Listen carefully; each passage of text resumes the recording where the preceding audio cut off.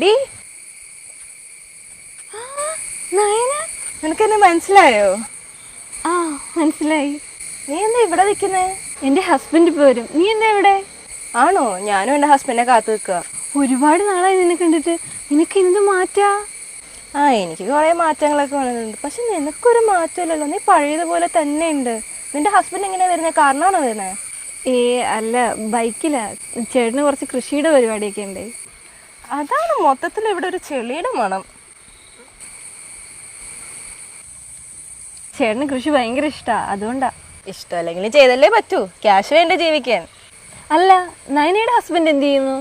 ബാംഗ്ലൂരിലെ ഒരു കമ്പനിയിലെ മാനേജറായിരുന്നു. ഇപ്പം ഇങ്ങോട്ടേക്ക് ട്രാൻസ്ഫർ ആയി. ഒരാഴ്ച എങ്ങാണ്ടേ ആയിട്ടുള്ളൂ. ഇപ്പം കാറിൽ വരെ എന്നെ കൊണ്ടുപോകാൻ. അപ്പം നിനക്ക് കാണാം. ആ, നമ്മുടെ കൂടെ പഠിച്ച ആരെങ്കിലും കാണാറുണ്ടോ? എന്തിനു കാണണം?